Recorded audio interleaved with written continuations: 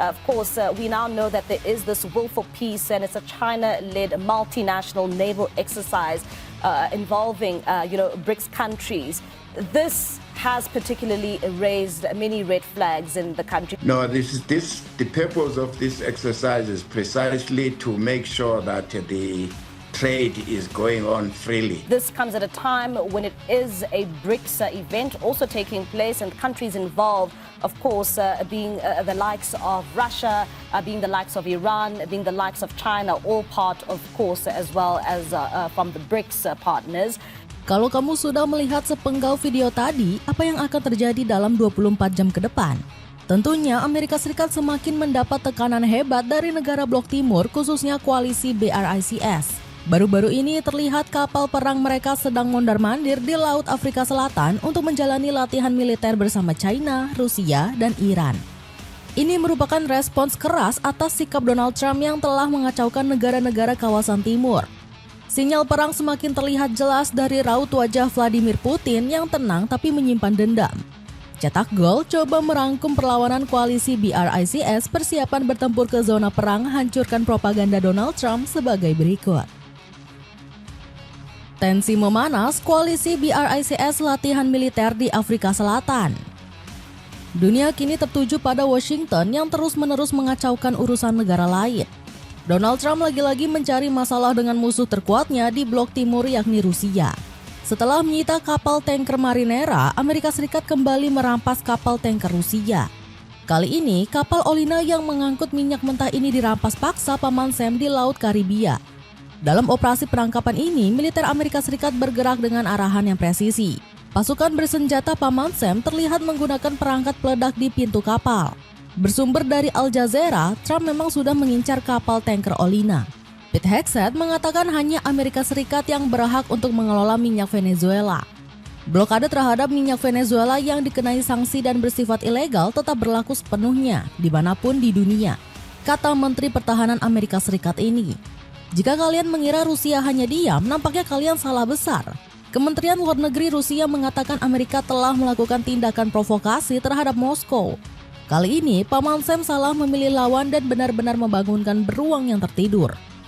Kalau kamu lihat, kapal perang Rusia sudah terlihat mondar-mandir di Afrika Selatan. Nggak sendirian, kapal perang Moskow ditemani oleh sejumlah negara sekutu yang setia.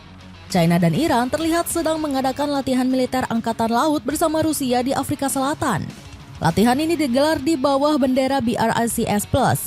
Sebagai informasi, koalisi BRICS mengganti bendera mereka karena perluasan blok negara termasuk mencakup Mesir dan Indonesia. Artinya, Indonesia juga secara nggak langsung ikut dalam latihan militer ini. Pernyataan itu disampaikan langsung oleh Letnan Kolonel Mpo Matebula selaku juru bicara. Semua anggota telah diundang. Latihan ini berlangsung di tengah hubungan memanas antara pemerintah Donald Trump dan sejumlah negara BRICS+. Trump sebelumnya menuduh negara-negara BRICS menjalankan kebijakan anti-Amerika. Persiapan perang akibat Trump terus ganggu Blok Timur. Apa yang kira-kira kamu tunggu dari respon Putin setelah latihan militer bersama anggota BRICS? Ya, Presiden Rusia ini baru saja mengirimkan sinyal kepada Donald Trump. Putin mengatakan Blok Timur bukanlah negara sepele seperti yang sering diberitakan dunia barat. Serangan terbaru Rusia ke Ukraina menjadi sinyal kalau Blok Timur juga bisa melawan. Sekutu Amerika Serikat ini hancur lebur dihantam rudal Oshing yang punya kekuatan nuklir. Kedutaan besar Qatar yang berada di Ukraina juga porak-poranda akibat serangan Rusia. Negeri Beruang sendiri meluncurkan 36 rudal dan 242 drone ke Ukraina. Sebagai informasi, Oshing sendiri merupakan rudal balistik jarak menengah yang mampu menembus 12.300 km per jam. Akibat kejadian ini, Volodymyr Zelensky meminta Trump untuk menangkap Putin. Jika mungkin untuk menangani diktator dengan cara ini, maka Amerika Serikat tahu apa yang harus dilakukan selanjutnya. Segera tangkap dan adili Putin, kata Presiden Ukraina ini. Namun, sosok Putin seolah memancarkan beruang ganas yang membuat nyali Trump ciut. Saat ditanya wartawan mengenai rencana penangkapan Putin, Trump jawab no. Mengapa wartawan harus menanyakan gagasan itu? Saya rasa tidak perlu menangkap Putin seperti halnya yang dilakukan Nicolas Maduro. Saya ingin selalu punya hubungan baik dengannya. Dari pernyataan itu, bisa disimpulkan bahwa Trump gemetar dengan kekuatan Rusia. Senjata Oreshing yang menghantam Ukraina sudah bisa menjelaskan betapa hebatnya negeri beruang. Lewat pidatonya, Putin mengundang negara manapun untuk bisa menandingi Oreshing. Tidak ada kemungkinan untuk menembak jatuh Oreshing. Jika para ahli barat meragukannya, mari kita adakan duel teknologi tinggi abad ke-21. Kita siap eksperimen semacam itu. Pertanyaannya, apakah mereka benar-benar siap atau justru nyalinya ciut? Tegas Putin. Putin juga mewanti-wanti ke Trump agar tidak mengganggu stabilitas negara blok timur. Sejauh ini, Paman Sam masih terus merecoki urusan dalam negeri Iran yang sedang keos. Donald Trump sendiri sudah menginstruksikan untuk menurunkan pesawat tempur. Pesawat tempur tersebut nantinya akan disiagakan di pangkalan militer mereka di Timur Tengah. Dapatkan 8 pieces celana boxer murah dengan motif keren mulai dari 100 ribuan aja. Cek linknya di bawah ini. Amerika kalah telak sekutu mulai alihkan dukungan. Donald Trump memang sudah kehilangan separuh akal sehatnya. Di tengah eskalasi konflik dengan Rusia, politikus Partai Republik ini lagi-lagi menunjukkan sikap arogannya. Apakah komentar Trump terkait ketakutan menculik Putin hanya strategi? Kali ini dia menyampaikan komentar yang berbeda dan menyebut Presiden Rusia itu punya ketakutan dengan Amerika. Putin takut pada Amerika Serikat yang dipimpin oleh saya, kata Trump dengan nada sombong. Sampai di sini kita bisa menilai bahwa Trump merupakan sosok bermuka dua.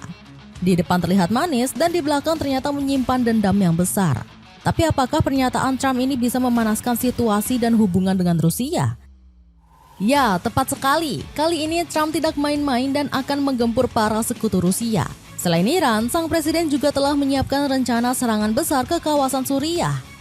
Namun, Trump harus bisa menyelesaikan konflik dalam negeri Amerika yang semakin memanas. Dalam video yang beredar, ribuan demonstran pecah turun ke jalan. Lihatlah bagaimana New York City seketika mencekam dan gak terkendali. Trump telah membuka perang di negara sendiri setelah menembak mati seorang wanita yang gak bersalah. Apa yang bisa dilakukan Trump saat negaranya sedang keos dengan rencana berperang? Seharusnya Amerika bisa menyelesaikan konflik dalam negeri sendiri. Kalau tidak, maka para musuh akan mengambil kesempatan untuk bisa menjatuhkan Trump. Lihatlah bagaimana para sekutu Amerika Serikat mulai mengalihkan dukungan. Negara Barat dan NATO tidak akan menolong Amerika Serikat saat mendapat serangan. Mereka kesal dengan pernyataan Trump yang ingin menginvasi Greenland lewat jalur senjata. Gara-gara statement tersebut, Eropa dan NATO mulai bergerak. Sejumlah negara mendorong NATO untuk memperkuat kehadirannya di kawasan Arktik yang akan diklaim Trump. Pengerahan lebih banyak peralatan militer juga menjadi bagian dari rencana. Respons dari sejumlah negara Eropa juga selaras dengan ketegasan Denmark selaku pemilik sah Greenland. Denmark menegaskan tidak ada perebutan ataupun penjualan Greenland ke tanah Paman Sam. Penolakan keras ini tentunya menjadi penghalang bagi Trump. Kini fokus Amerika mulai terbagi dan memicu peperangan di banyak kawasan. Paket bundling dari celana running, dapatkan 4 pieces dengan harga 100 ribuan aja. Cek linknya di bawah ini.